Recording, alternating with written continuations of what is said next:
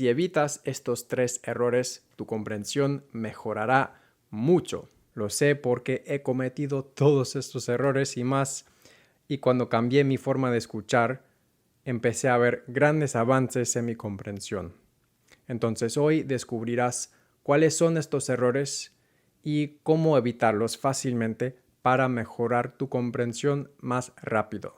El primer error es uno que puedo demostrar con una foto.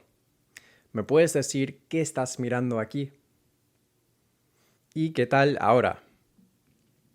Bueno, a menos que estuvieras en el Louvre la semana pasada, probablemente no era obvio que era la Mona Lisa. ¿Por qué? Porque estábamos concentrados en los detalles y no en la pintura en sí. Y muchos de ustedes y yo también a veces abordamos la comprensión de español de la misma forma, como alguien intentando identificar a la Mona Lisa con solo mirar la muñeca o los árboles del fondo. Lo que pasa es que en la vida real siempre hay palabras desconocidas. Si entiendes la historia o la idea general de lo que estás escuchando, no hace falta entender cada detalle. Para practicar esto, la próxima vez que escuches de forma activa, intenta limitarte a una búsqueda por minuto.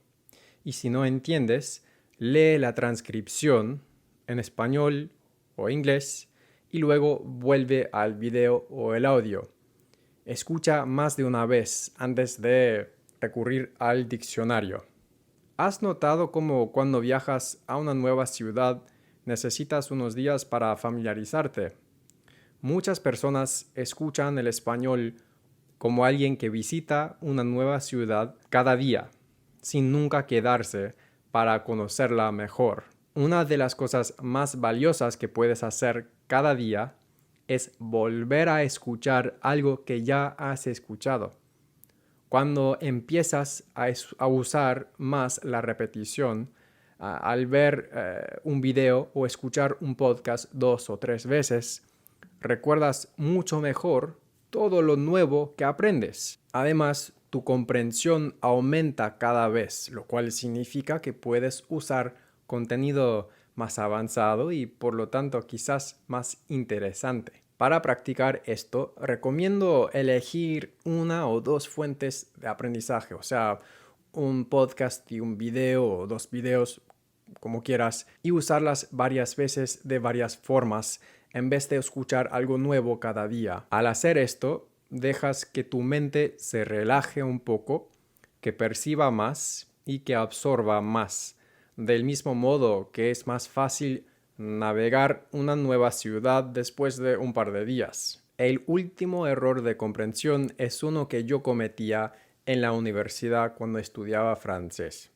Quería mejorar, así que cada vez que subía al bus o andaba en bicicleta o cocinaba, me ponía los audífonos y escuchaba la radio en francés. Pasé muchas horas haciendo eso, pero mi comprensión realmente no mejoraba. Y había 2 problemas con lo que hacía.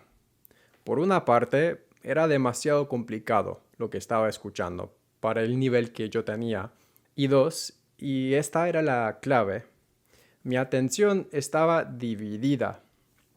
Trataba esta nueva lengua como si fuera una lengua que ya dominaba bastante bien. Esperaba entender las noticias al mismo tiempo que hacía otras cosas, cuando realmente requería todo mi esfuerzo para entender algo en esta nueva lengua. Solo empecé a notar mejoras en mi comprensión cuando empecé a enfocarme, a escuchar de forma más activa. Parece obvio, pero mucha gente no lo hace. Para mejorar la comprensión hay que dedicar tiempo a la escucha activa, solamente para eso, ¿no? Sin distracciones, porque no procesamos muy bien el significado en un nuevo idioma cuando la atención está dividida. Y sí, aprovechar para escuchar español mientras conduces o cocinas es bueno, es un buen hábito. Pero eso es un complemento, eso debería ser un complemento a tu aprendizaje activo. Pero hay algo más que también tiene un impacto bastante importante en la comprensión. En este video vas a aprender cómo mejorarlo.